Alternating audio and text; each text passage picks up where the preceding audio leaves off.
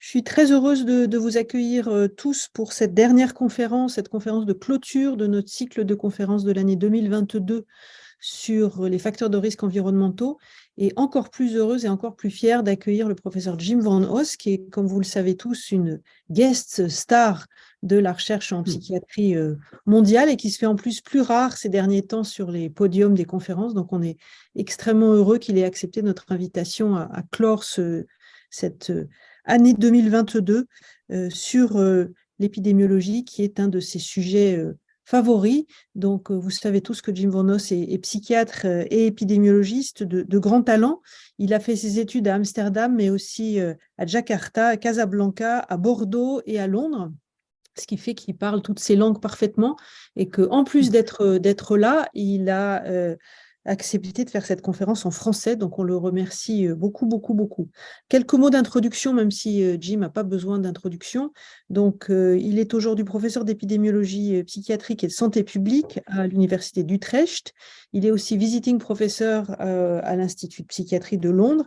Et surtout, c'est un des leaders mondiaux de la psychiatrie. Il a contribué de façon absolument magistrale à identifier les facteurs de risque de la schizophrénie en pilotant une très grande étude européenne auquel nous, on a fait aussi partie, EUGI.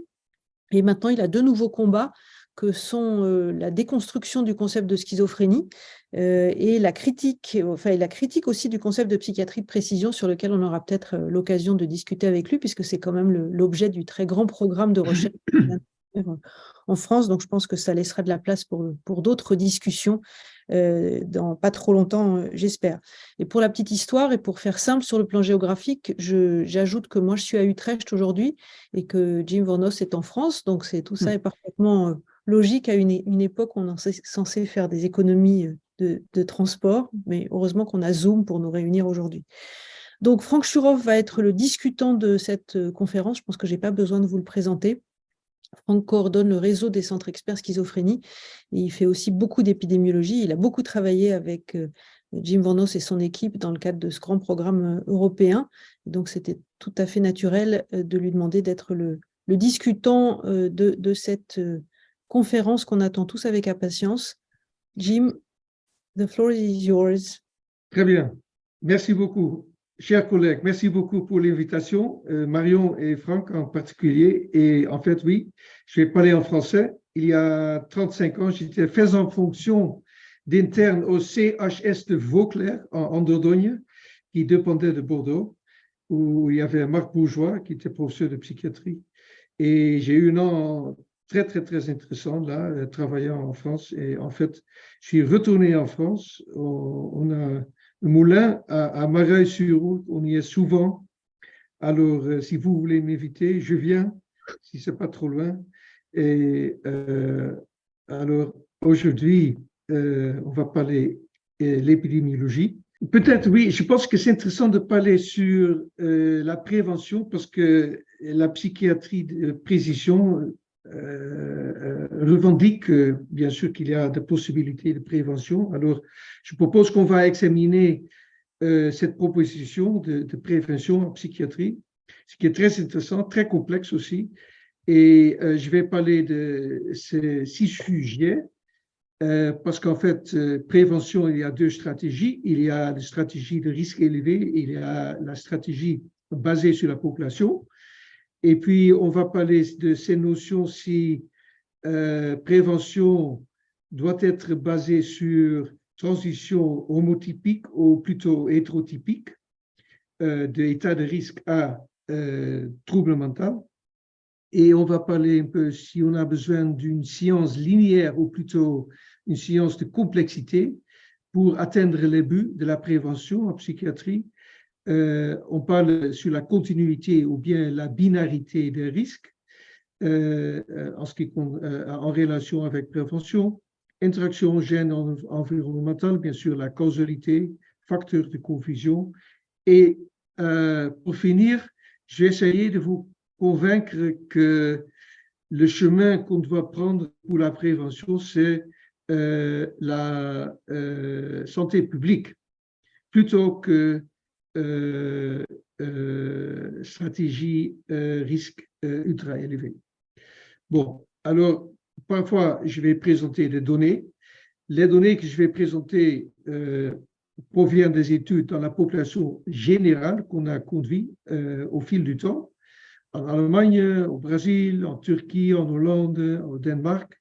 Et ce sont des études sur la population générale et les phénomènes infracliniques psychotiques qu'on peut mesurer dans la population générale et aussi l'ontogénèse de psychose de ces états infracliniques jusqu'aux troubles cliniques. Et je vais aussi parler sur les études que Marion déjà a mentionnées, qu'on a conduites en Europe, et surtout le projet de EUGI, qui c'était une étude avec 25 centres européens. On a vraiment travaillé ensemble. C'était un privilège de travailler avec tous ces centres. Et c'était une étude sur interaction gène-environnement. Bon, d'accord. Alors, ce qu'on a trouvé pour déjà commencer, parce qu'en fait, ce qu'on a trouvé peut se dire sur un diapositive. Ce qu'on a trouvé, c'est que l'ontogénèse de la psychose est plutôt hétérotypique et on peut comprendre l'ontogénèse de psychose au fil du temps, qu'il y a au début des troubles affectifs, par exemple anxiété, et puis l'anxiété devient plus grave, plus après il y a un mélange d'anxiété et dépression, et puis après il y a un mélange plus dimensionnel, plus comorbide encore, avec par exemple des symptômes hypochondriaques. Et puis après, si c'est plus sévère encore, il y aura encore davantage de dimensions de différents symptômes et surgit la psychose. Ce qu'on a trouvé, c'est que la psychose ou les phénomènes psychotiques apparaissent en fonction de la sévérité au fil du temps de la psychopathologie non psychotique.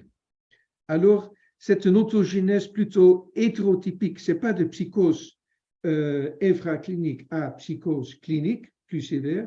Ce qu'on voit, c'est qu'un processus hétérotypique de dérégulation affective qui, quand c'est assez sévère, est accompagné des phénomènes émergents psychotiques. Et après, il peut y avoir des états encore plus sévères encore, de mauvais pronostics, qu'on peut, par exemple, catégoriser comme schizophrénie ou schizoaffectif, etc. Et dans ces mélanges de dimensions psychopathologiques, il y a des régulations affectives, problèmes cognitifs, motivationnels, problèmes de motivation et problèmes psychotiques. Et ce qu'on a trouvé aussi, c'est que s'il y a une progression dans la sévérité, c'est à cause de la sévérité d'exposition aux interactions gène-environnement. Voilà, c'est ça ce qu'on a trouvé dans les études dans la population générale, complémentées par les études de EUGI. Alors, quand on parle de prévention, la notion d'interaction gène-environnement est très importante parce que la vulnérabilité génétique n'est pas précise et est transdiagnostique, est faible en fait en psychose, c'est 25% de l'héritabilité qu'on peut calculer, qui est basée sur la contribution des SNPs.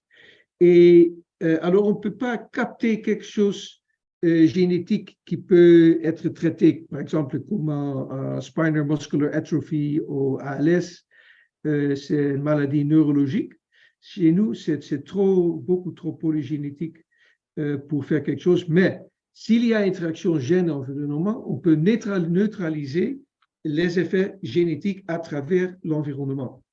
Alors, en fait, le modèle interaction gène-environnement, c'est que la vulnérabilité environnementale dépend de la vulnérabilité génétique. Par exemple, ici, en jaune, c'est la vulnérabilité génétique de la personne. et qui est associé avec une certaine vulnérabilité environnementale, mais par exemple, s'il n'y a plus de vulnérabilité génétique, la personne est plus vulnérable pour les facteurs environnementaux. Alors, les gènes déterminent la vulnérabilité, la susceptibilité, sensibilité pour les effets des facteurs de risque environnemental. Et c'est ce qu'on a trouvé en les études de EUGI, c'est par exemple que le facteur de risque de trauma infantile et le facteur de risque de consommation de cannabis dépend dans leurs effets, le taille de l'effet de ces deux facteurs environnementaux dépend de la quantité vulnérabilité génétique. Alors, il y a interaction, il y a synergisme entre ces deux. Alors, l'environnement ne peut pas seulement prévenir, si on intervient au niveau des facteurs de risque, peut prévenir les effets génétiques. Alors, c'est important. Alors, la question immédiatement devient, alors, il y a deux stratégies de prévention. Est-ce qu'on va choisir la stratégie risque élevé ou bien basée sur la population? Alors, qu'est-ce que c'est la différence? La stratégie risque élevé, c'est quelque chose que les médecins aiment bien parce que c'est quelque chose de clinique. C'est prévenir les troubles psychotiques, par exemple, par intervenir au niveau de l'état mental de risque. Alors, il y a une personne qui démontre des prodromes psychotiques et est-ce qu'on peut intervenir au niveau de l'état mental de risque prodromique de façon qu'il n'y a plus de transition vers un trouble psychotique. Mais, et ça dépend bien sûr de valeur du prédictif qu'a ce état de risque, parce qu'ici il y a une faible valeur prédictive du risque au trouble psychotique, ce n'est pas la peine d'intervenir ici. Il faut y avoir un risque, une valeur prédictive assez forte, sinon ce n'est pas la peine d'intervenir, bien sûr, il y aura trop de faux positifs.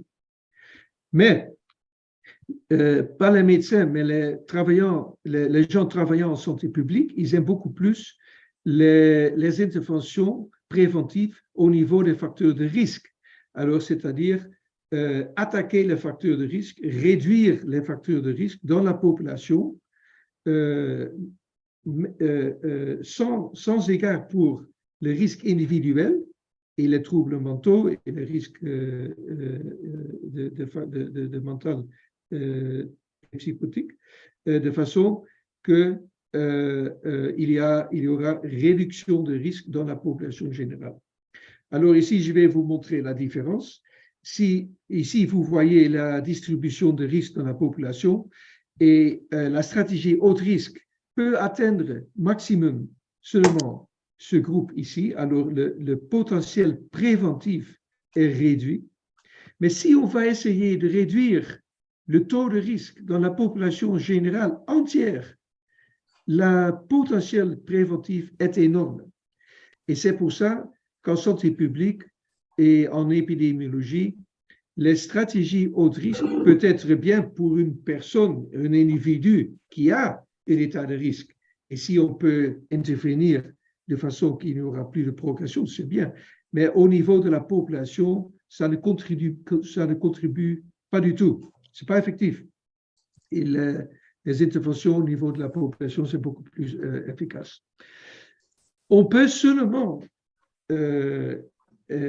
faire une intervention au niveau de la population, de réduire de risque, si la fonction de risque et la fonction d'exposition et risque de progression est continue.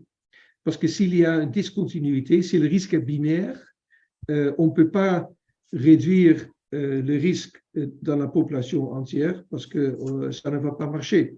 Il faut y avoir une relation dose-réponse entre facteur de risque et le résultat, le trouble psychotique qu'on essaie de prévenir. Par exemple, on sait que le degré d'urbanicité où l'enfant développe est un facteur de risque pour troubles psychotiques à l'âge adulte. Et on sait ici aussi qu'il y a une relation dose-réponse. Alors, plus d'urbanicité pendant l'enfance, plus élevé le taux de prévalence psychotique à l'âge adulte. Et ce qui est intéressant, aussi, on voit la même relation dose-réponse avec la psychose infraclinique dans la population générale. Alors, il y a une relation entre risque, trouble, état mental de risque et le trouble clinique, ce qui est très intéressant pour réduire le risque dans la population entière. Ce qui est difficile, bien sûr, on ne sait pas trop sur pour les facteurs médiateurs de ce facteur de risque, l'urbanicité. On ne connaît pas. Alors, on ne peut pas prévenir encore à ce niveau-là, mais si on va connaître les facteurs sous-jacents de cette exposition d'urbanicité, on peut. Alors, je pense que malheureusement, il y a, surtout en Amérique du Nord, il y a encore beaucoup de focus sur cette idée de risque ultra élevé et intervenir chez des gens qui ont une espèce de profil pré-psychotique, prodromique, dit de risque ultra élevé, de façon qu'on peut prévenir la schizophrénie. Le problème, c'est qu'avec tous ces échantillons de patients au risque ultra élevé, le fait qu'il y a des transitions faibles, parce que c'est seulement des transitions de 10% à la schizophrénie dans une période de 2 ans, alors ce n'est pas très efficace comme prédiction, mais le risque dans cette de fonction de risque dans ces échantillons, c'est pas quelque chose, c'est pas l'état mental de risque même, c'est juste la stratégie d'enrichissement du risque dans l'échantillon. Alors, ils ont une espèce de stratégie pour trouver l'échantillon de façon que l'échantillon déjà par principe est enrichi avec risque. Alors, ça n'a rien à faire avec l'état du risque, mais c'est quelque chose qui se fait artificiellement dans l'échantillonnage. Alors, toutes ces notions, on a critiqué ici dans cet article de World Psychiatry en 2017, et je pense qu'en Europe, bon, on y croit plus trop, mais en Amérique, on a maintenant, et en Australie, on a un projet de recherche de 52 millions de dollars pour suivre 1000 de ces gens indéfinis de risque ultra élevé. Et alors, en fait, ce qu'ils ont fait, pour eux, pour les investigateurs de risque ultra élevé, pour eux, ils voient seulement la psychose. Alors, pour eux, c'est ici, ils voient un peu de psychose. Alors, ils disent qu'il y aura une transition homotypique de psychose prodromique à psychose clinique. Mais en fait, épidémiologiquement, le cas, c'est beaucoup plus compliqué. Et c'est quelque chose, une ontogénèse au fil du temps qui est basée sur sévérité de la psychopathologie non psychotique. Alors, complètement différent. C'est très intéressant que ces deux réalités peuvent exister l'un à côté de l'autre. C'est la psychiatrie internationale. On n'a pas encore le même prisme pour voir les choses. Alors, en fait, on a examiné ces choses-là dans les échantillons de la population générale, on a suivi des gens, et en fait, on a trouvé que sur le risque relatif et le risque attributif, ce qui est très important, parce qu'en fait, c'est quantifier la potentiel préventif, on a trouvé que les troubles affectifs sont des prédicteurs beaucoup mieux de transition vers une psychose que ces états de risque ultra élevés au niveau de risque relatif et aussi au niveau de risque attributif.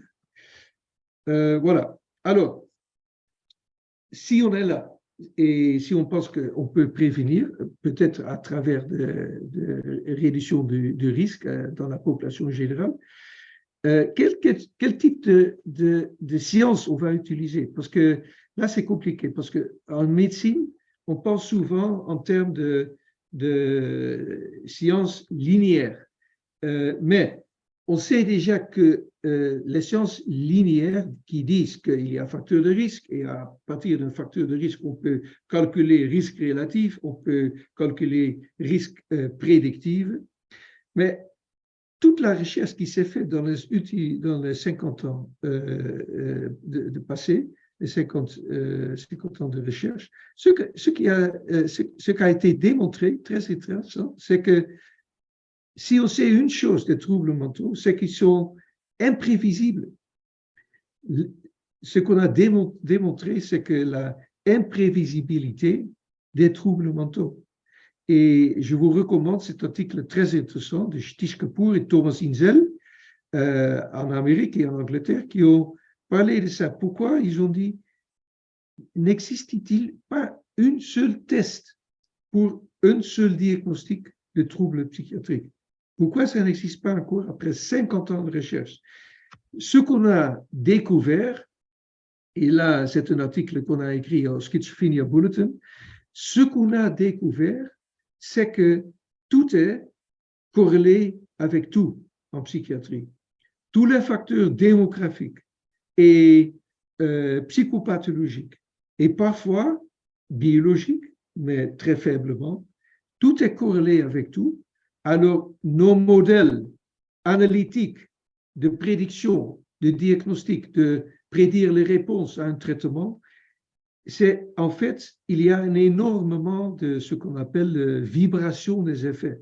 Selon ce qu'on inclut dans les modèles analytiques, de tous ces facteurs qui sont énormément corrélés, il y a énormément de vibrations des effets, et ce qui est intéressant, mais jamais vraiment ils atteignent une valeur très élevée. Ça reste toujours faible les effets, mais il y a aussi énormément de vibrations. Alors c'est ça la psychiatrie. On ne sait pas trop, c'est très compliqué, tout est corrélé avec tout, et on ne sait jamais isoler les effets directs, de façon qu'on pense que tous les modèles, le maximum de prévisibilité dans la psychiatrie, c'est peut-être 20%. Le potentiel prédictif de modèle pour diagnostic, pronostic, réponse au traitement, ça ne dépasse jamais le 20%. Et on pense que continuer avec les modèles linéaires, ça ne va pas, c'est peu probable que ça va donner de succès. On pense que ce qu'on a besoin, c'est un autre type de science, c'est la science de la complexité, stochasticité, qui départ d'un paradigme totalement différent, c'est-à-dire qui départ du fait qu'on ne peut jamais isoler les effets, on ne peut jamais isoler les variables, parce que tout est modéré partout et tout est corrélé avec tout, et les relations entre les variables changent au fil du temps dans une personne, et aussi il y a énormément de différences entre les personnes. Alors jamais on va arriver de prédire. Ce qu'on a dans la psychiatrie, c'est le phénomène d'émergence. Le phénomène d'émergence de l'état mental, c'est-à-dire que un état psychotique ou prodromique ou dépressif, ce sont des états qui jamais peuvent être retracés linéairement à une ou deux ou trois variables. C'est impossible. Il faut accepter qu'on peut prédire avec un maximum de 20%, mais on ne peut jamais expliquer et vraiment prédire. Et c'est tout ça, c'est très compliqué. C'est pour ça qu'on a dit, cette notion de psychiatrie de la précision, et qu'on parle souvent avec cancer et oncologie, mais en fait, en oncologie, on n'est pas là du tout. Seulement peut-être dans 5% de l'oncologie, il y a un peu de précision, mais c'est très peu probable que toute l'oncologie va être oncologie de précision. Et en psychiatrie, ça va être impossible parce qu'on a ce phénomène d'émergence des états mentaux qu'on ne peut pas prédire. Alors, les gens qui parlent d'intelligence artificielle, machine learning et tout ça, parfois, c'est un concept parfois erroné parce qu'à tort, on dit que les modèles ont une précision très élevée, high accuracy, parce que ce n'est pas high accuracy dans le modèle d'intelligence artificielle en psychiatrie. La précision, c'est qu'ils peuvent prédire l'absence d'un diagnostic ou d'une transition ou d'une réponse au traitement, mais ils ne peuvent pas prédire quelque chose de positif. Et bien sûr, comme toutes les occurrences en psychiatrie sont rares, prédire l'absence de quelque chose, c'est beaucoup plus facile de prédire quelque chose de positif. Alors, c'est conceptuellement, c'est erroné de dire qu'on est déjà là, où on a beaucoup de pouvoir prédictif. Et je pense qu'il faut accepter, comme il faut en physique, en fait, et chimie, que la stochasticité, c'est notre ami. Notre manque de pouvoir de prédire, c'est notre ami, parce que c'est comme ça que la nature se fait. Par exemple, en physique et chimie, il y a énormément de problèmes de stochasticité qui ne sont pas prévisibles. Par exemple, si on a une colonie de micro-organismes et on soumet la colonie à un rayonnement ultraviolet, on sait qu'il va y avoir des mutations. Et on sait que la quantité de mutations va varier en fonction de la dose de rayonnement, de la température, de l'état nutritionnel de la colonie. Mais ce qu'on ne peut pas prédire, c'est où dans la colonie va y avoir des mutations et si c'est une bactérie, où dans l'ADN va y avoir une mutation. Alors, c'est très intéressant parce que nous, on sait qu'il va y avoir une certaine quantité de troubles mentaux dans une population, comme peut-être 20% prévalence annuaire, mais ce qu'on ne peut pas prédire encore, c'est chez qui. Dans une famille, par exemple, va y avoir un trouble mental. On n'a pas de pouvoir prédictif. C'est comme dans tous les autres processus dans la nature qui sont stochastiques. Alors, je pense que la science de complexité, c'est une science très intéressante, beaucoup plus apte à nos travail. Alors, si on parle de prévention, bien sûr, il faut démontrer causalité et il faut savoir sûr qu'il n'y a pas de facteur de confusion. Alors, avec les facteurs environnementaux, c'est très difficile, c'est presque impossible. Alors, comment faire? Parce que, par exemple, il y a les relations entre un facteur de risque environnemental et la surgence des troubles psychotiques peut bien être confondue par facteurs génétiques, de façon que, par exemple, il y a des facteurs génétiques qui donnent suite à exposition à un facteur environnemental. Alors, les gènes contrôlent aussi la probabilité d'exposition à un facteur environnemental, on sait bien ça, et ces mêmes gènes peuvent aussi provoquer psychose. Alors, en fait, il n'y a pas une relation causale entre environnement et psychose, c'est confondu par la génétique. Et on sait que ça existe.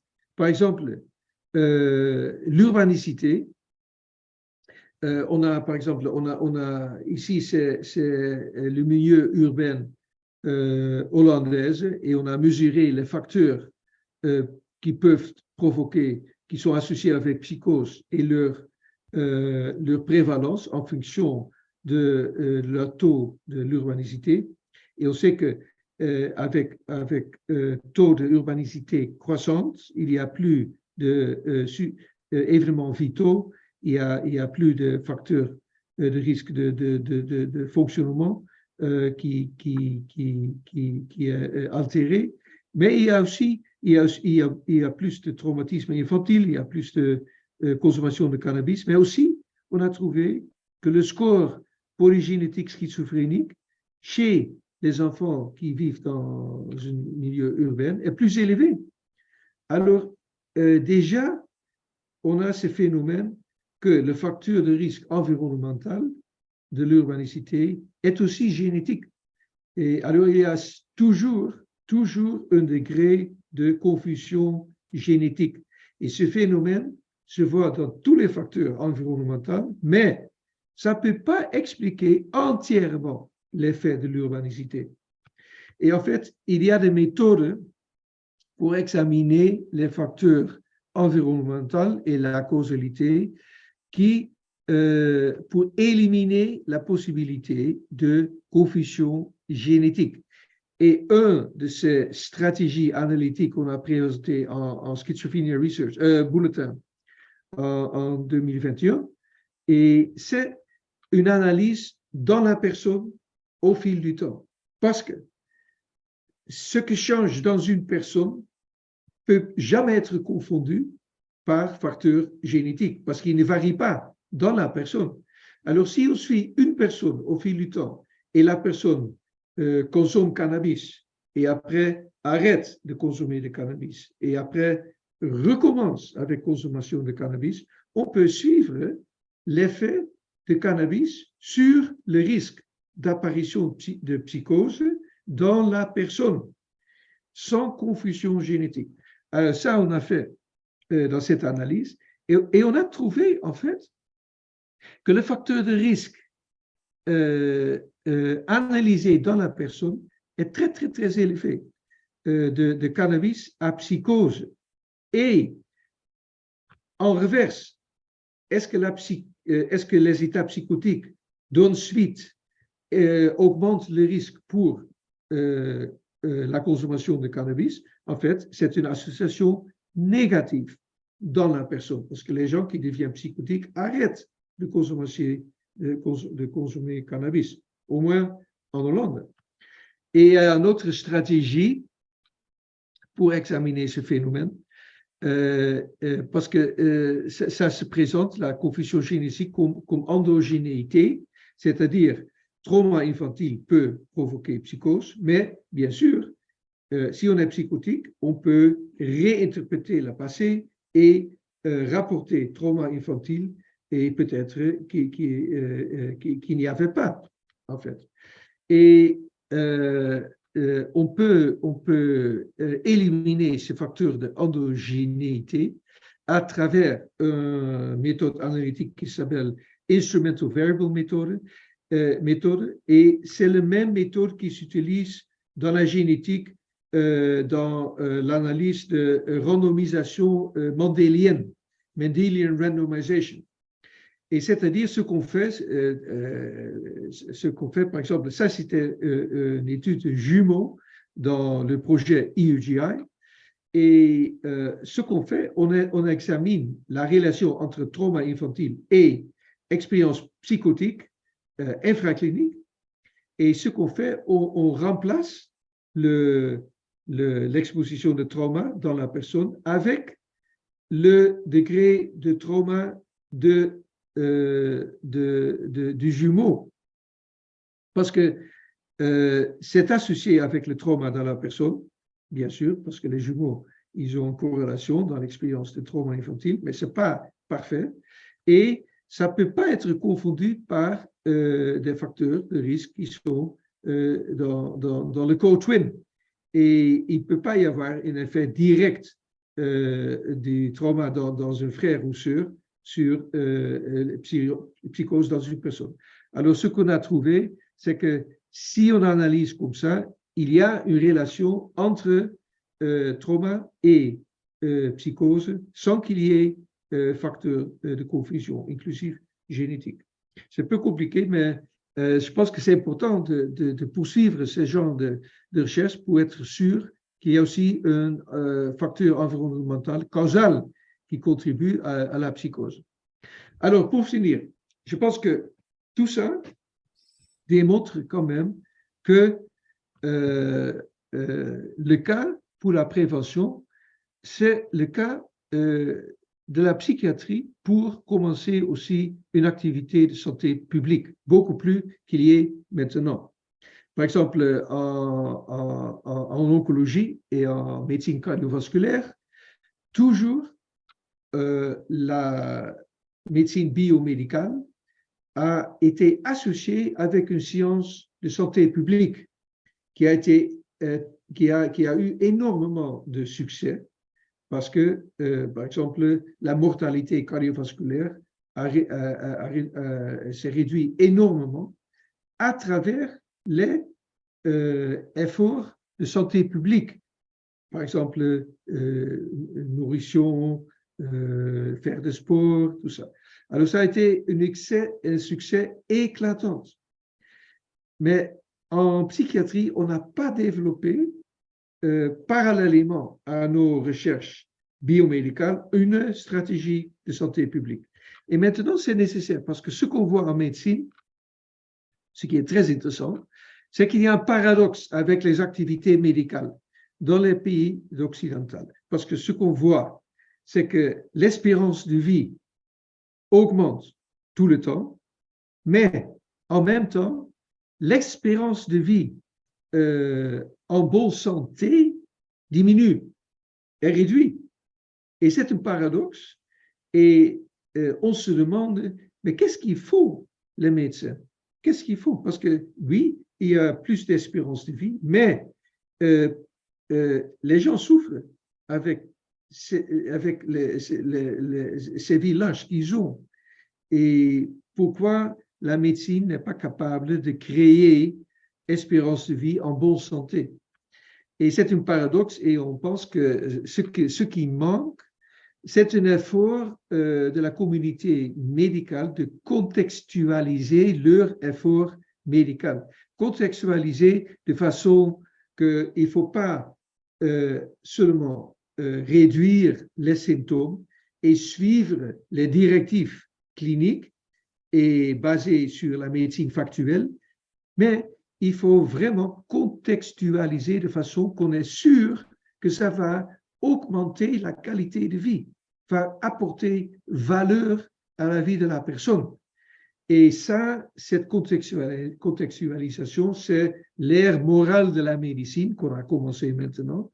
Et ce qui est intéressant, c'est que partout, ce qu'on voit dans, par exemple, le New York Times et le Boston Review, dans les 2 derniers mois, mental health is political, c'est-à-dire santé mentale et sociale. Et aussi dans le Boston Review, les troubles mentaux ne sont pas dans la tête, c'est dans l'environnement. Alors, il y a un mouvement qui nous demande de recréer une approche santé publique par rapport à la psychiatrie. Alors, en Hollande, on a essayé au niveau national de quantifier cette nécessité de santé publique. Ce qu'on a fait, on a mesuré toute la consommation psychiatrique en Hollande. Parce qu'il y a 8% de la population qui consomme chez des psychologues, des psychiatres, des centres hospitaliers. Et on a calculé alors l'association entre la consommation psychiatrique en Hollande et le petit région où les gens demeurent, où ils ont un logement. Et au niveau de la déprivation socio-économique. Et ce qu'on a vu, et on a fait le même avec les généralistes, la consommation chez les généralistes et les somatiques. Alors, ce qu'on a vu chez les généralistes et soins somatiques en Hollande, c'est qu'ici, il y a un gradient social. Et ça, on le savait déjà, parce que plus élevé état socio-économique, de déprivation socio-économique, plus élevé la mauvaise santé, le risque de mauvaise santé. Mais ce qu'on voit en psychiatrie, c'est très intéressant. Il y a un gradient social qui est beaucoup plus fort comparé avec les généralistes et les soins somatiques. C'est presque 1 à 1. Les soins somatiques sont vraiment presque la réponse à problèmes socio-économiques. alors on peut se demander, est-ce qu'on est en train de traiter dans un modèle biomédical les problèmes sociaux des gens? Et c'est une question très intéressante. Alors, en Islande, par exemple, ce qu'ils ont fait, ils étaient concernés par rapport à toutes ces données, parce que c'était le même chez eux. Et ce qu'ils ont fait, sachant que les troubles mentaux apparaissent dans l'adolescence, ce qu'ils ont fait, ils ont échangé, ils ont remplacé les services psychiatriques dans l'adolescence par une approche de santé publique. C'est incroyable. Eux, ils peuvent le faire, par exemple, parce qu'ils ont 300 000, les Islandais. Alors, on peut faire un expériment facilement. Mais ce qu'ils ont fait, c'est établir une stratégie de santé publique. Par exemple, est-ce que les enfants ont des activités extrascolaires, des sports, de musique? Est-ce qu'ils jouent avec d'autres enfants en dehors? Est-ce qu'il y a des troubles entre les parents? Est-ce qu'il y a des divorces complexes que souffrent les enfants? Est-ce que les enfants et les parents mangent ensemble au moins 4 fois par semaine? Alors, est-ce qu'il y a-t-il bullying à l'école? Tous ces gens. Alors, une stratégie de réduction des facteurs de risque et promouvoir la résilience en même temps, health promotion and risk reduction au même temps. Et ce qu'ils ont vu, très intéressant, mais ce sont les résultats préliminaires, il paraît que les résultats sont assez spectaculaires, c'est-à-dire sur le taux des troubles mentaux dans la population des adolescents islandais en Islande. Et alors, c'est une approche de salutogénèse plutôt que un focus sur traiter les maladies. Et il y a toujours un débat et tout le monde suit cet expériment. On est très excité parce que tout le monde est en train de regarder ce qui va se passer là-bas parce que je pense que ça va avoir des conséquences pour nous. Alors au moins, il faut être un peu au temps de ce qui se passe parce que s'il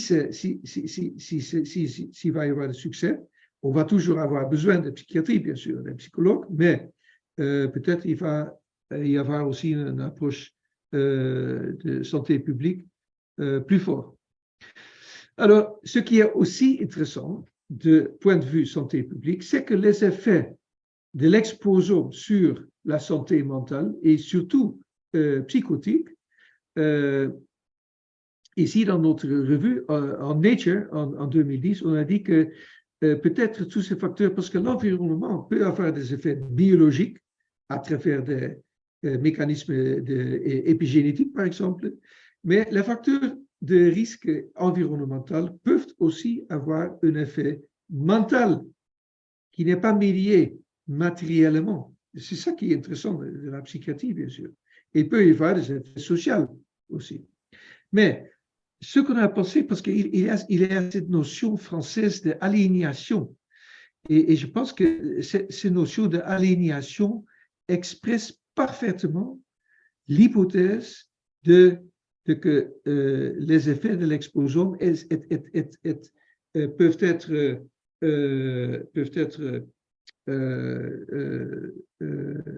vus d'une seule perspective, c'est la perspective de démoralisation. Tu ne fais pas part de cette société, tu ne fais pas part de ce monde. Et c'est ces facteurs de risque, par exemple, associés avec ethnicité ou migration, avec bullying, avec urbanicité, bien sûr, parce qu'il y a beaucoup d'aliénation dans les zones urbaines, et peut-être aussi de consommation de cannabis, et aussi facteurs de risque de troubles de l'ouïe, comment dire, hearing problems, et aussi l'association entre autisme et psychose, qui est très fort, peut-être aussi être réduit à ces facteurs d'aliénation. Et c'est ça qui est intéressant. Alors peut-être, si c'est le cas, ce que je trouve très intéressant, c'est qu'il y a une autre espèce de mouvement de santé publique, et c'est le mouvement de résilience développé dans les recovery colleges. je ne sais pas comment ça s'appelle en France, mais vous connaissez les Recovery Colleges, c'est une espèce de peer support. Les patients s'entraident et il y a des patients qui ont survécu leur expérience de psychose, d'addiction, de suicidalité. Ils ont fait une formation de façon qui sont plus au niveau de seulement, qui peuvent avoir un égard qui est plus ample que leur propre expérience. Et ils aident les autres patients à développer cette espèce de psychologie de résilience. Parce que après avoir aliéné pendant des années, et avec des diagnostics sévères comme schizophrénie, on a besoin d'une espèce de processus de résilience qui s'appelle recovery, dans un environnement de peer support, et où on apprend quelque chose, une stratégie de résilience, et ce n'est pas un modèle de curation, bien sûr, ou de traitement, c'est une autre chose. Alors, c'est un autre facteur intéressant pour la santé publique. Et je pense qu'on voit ça dans tous les pays occidentaux, en Angleterre, en Allemagne, en France, Hollande. Il y a beaucoup de recovery colleges qui souvent ils font pas part de la santé publique, mais plutôt de santé sociale, de secteur de santé sociale, et ce qui est intéressant. Alors, pour nous, le futur, je pense, c'est pour conclure, pour nous, je pense, ce qui est important, c'est que, et ce qu'on va voir, je pense, c'est que on va voir un changement, et c'est pour toute la médecine, je pense, mais maintenant, la situation, c'est qu'on investisse énormément dans la machine qui traite les troubles, les maladies, et on investit très peu dans créer une société qui est résiliente et où il y a réduction de facteurs de risque, surtout pour troubles mentaux. On va avoir un modèle où on va non seulement traiter les maladies, on va toujours faire, bien sûr, mais à côté, on va aussi investir dans une stratégie qui est beaucoup plus efficace de traiter les maladies seulement, c'est-à-dire réduction de facteurs de risque et créer aussi une société qui est résiliente, surtout dans l'adolescence. Et avec ça, je vais conclure et j'espère qu'on va avoir un débat sur psychiatrie de précision, santé publique et tout ça. Et si vous voulez, si vous voulez parler vraiment longtemps, vous devez venir à Mareuil-sur-Ourcq, où je vis, et là, on peut prendre un verre de vin et débattre. Merci beaucoup pour votre attention. Merci beaucoup, Jim, pour cette présentation tout à fait passionnante sur la prévention en santé mentale et beaucoup sur la prévention dans la psychose. Merci aussi pour la clarté de ton exposé sur un sujet qui est quand même très complexe et en plus en français. Donc, un grand merci. Juste, je voudrais quand même dire aussi que je suis très heureux de modérer cette conférence parce que Marion l'a dit, mais Jim Vanos est un des psychiatres et chercheurs les plus influents au monde en épidémiologie psychiatrique et sur les psychoses, non seulement en termes de publication, mais aussi en termes de réflexion et d'idées. Il nous l'a démontré aujourd'hui, et je citerai juste l'approche dimensionnelle des psychoses, cette notion de continuum psychotique allant du normal au pathologique. Et puis, Jim est aussi un de ceux qui a remis au goût du jour l'importance de l'environnement, notamment à travers les travaux sur l'urbanicité. On n'a pas beaucoup de temps, donc j'aurais juste 2 commentaires et peut-être une question. Je trouve que tu nous as apporté des réponses, moi, sur comment penser la prévention en santé mentale. Ça sera l'objet de ma question. Et je trouve aussi intéressant, comme tu as pointé les difficultés de travailler sur les facteurs de risque environnementaux, notamment la difficulté de prendre en compte l'ensemble des facteurs environnementents, leur interdépendance aussi, la prise en compte du contexte où se fait l'étude même. Et c'est très bien illustré par la vibration des effets, puisqu'on s'aperçoit qu'en fonction des paramètres, la taille de l'effet peut être très variable.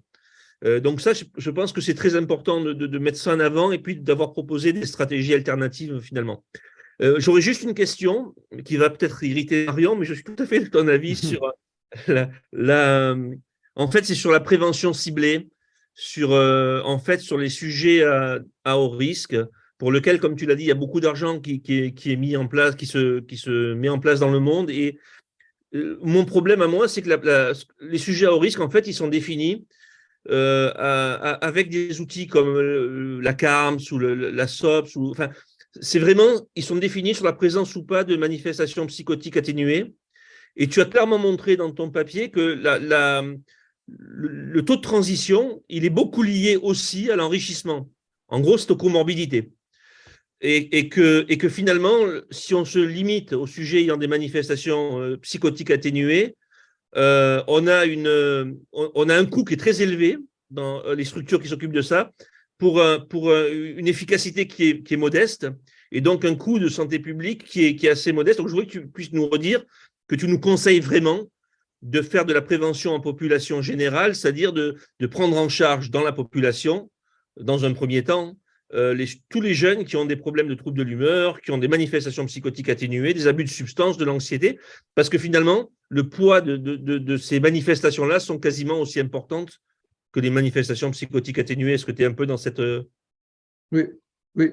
Alors, c'est pour ça, parce que, alors, il y a deux choses. Si on veut, par exemple, dans la recherche, on peut être curieux et étudier des choses qui n'ont pas tellement de conséquences cliniques ou publiques. Par exemple, le modèle de haut risque, on peut étudier les processus cérébraux, hormonaux, génétiques, épigénétiques, etc. C'est intéressant, on peut le faire, mais il faut avoir un discours. On fait ça pour mieux connaître les aspects scientifiques, étiologiques. On sait qu'il n'y aura pas de conséquences cliniques ou publiques. Et comme ça, on peut justifier ça, bien sûr, parce que si on est curieux, on peut faire de la science. Mais si on veut vraiment faire quelque chose avec impact clinique et public, ce qu'il faut faire, c'est utiliser cette complexité, ces vibrations d'effets et que tout est relationné avec tout, parce qu'en fait, si on apprend, par exemple, à tous les adolescents à l'école qu'ils ont un espace mental et que dans cet espace mental, il se passe des choses et qu'on doit apprendre de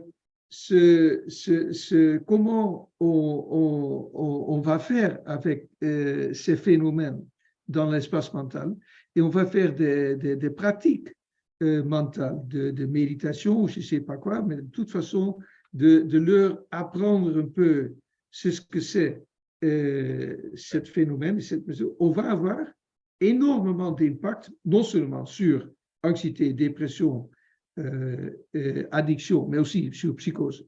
Alors, je pense qu'il faut séparer. Alors, si oui, on peut faire de la recherche neurologique dans la psychiatrie, c'est bien. On va connaître les processus cérébraux peut-être. Mais aussi là, je pense que c'est compliqué, parce que relation mentale et cérébrale, c'est aussi quelque chose que philosophiquement, on ne sait pas trop comment ça marche. J'avais juste, avant de laisser la parole à Marion, parce que je crois qu'elle a probablement une question, mais j'ai du mal aussi, je ne sais pas ce que tu en penses, avec le concept de transition, parce que pour moi, transition, c'est j'ai des manifestations de psychopathologie. Oui, c'est artificiel. Transition, et je suis malade après. Donc, on est sur un modèle très catégoriel, en gros. Et ça me gêne avec cette approche un peu continue de la psychose, en gros. Oui, ben, tu es très poli, parce que épidémiologiquement, le concept de transition, c'est complètement erroné. Et ce qui est intéressant, c'est que comment on est attaché à cette notion de transition. Et c'est presque, je le compare, c'est presque un culte en Amérique du Nord. Il ne faut pas parler si c'est valable ou non valable. Je faisais membre du commission des M5 pour la psychose. et même Will Carpenter, qui était le président de notre comité, ils ne voulaient pas savoir de ça. Et ça continue, et ça continue. Et on sait que c'est artificiel, ces notions de transition, parce qu'il y a seulement eu une étude qui a démontré la taux de transition de façon d'être hospitalisé pour un trouble, pour être traité pour un trouble psychotique clinique, et c'était à Israël. Et on a vu que les états de haut risque, le risque de transition pour une transition vraiment clinique n'était pas de 10%, mais était seulement de 1%. Oui, j'ai vu ce papier. Oui. Ouais, c'est impressionnant. Oui. Marion, peut-être, si tu as… Non, moi, je voudrais juste vérifier que nos collègues qui sont derrière leurs écrans n'ont pas de questions à poser au professeur Van Os. J'ai vu qu'il n'y avait pas de questions sur le chat, mais est-ce que quelqu'un a envie d'arrêter sa non-vidéo pour poser une question? Pas l'impression. André, peut-être? Je vois qu'André… Ah, bonjour. Salut Jim, merci beaucoup. Donc c'était pas très bien, c'était exceptionnel, merci beaucoup. Donc, on a pas mal travaillé et je m'attendais à ce que Franck pose des questions là-dessus. Donc, il y a deux choses qui nous intéressent plus particulièrement. Donc, la première, effectivement, la prévention universelle. Évidemment, on est complètement d'accord que c'est probablement la voie à prendre. Le gros souci, c'est que généralement, si on ne le fait pas pour certaines maladies, c'est parce que c'est très, très onéreux et qu'il va falloir convaincre les gens qui tiennent, qui ont les finances pour le faire. Et j'étais vraiment très, très intéressé par l'exemple que tu as proposé de l'Islande. Mais comme on est dans des pays largement plus grands et largement plus divers, est-ce que tu as une idée comment on pourrait convaincre les gens qui peuvent financer ce genre de… Oui.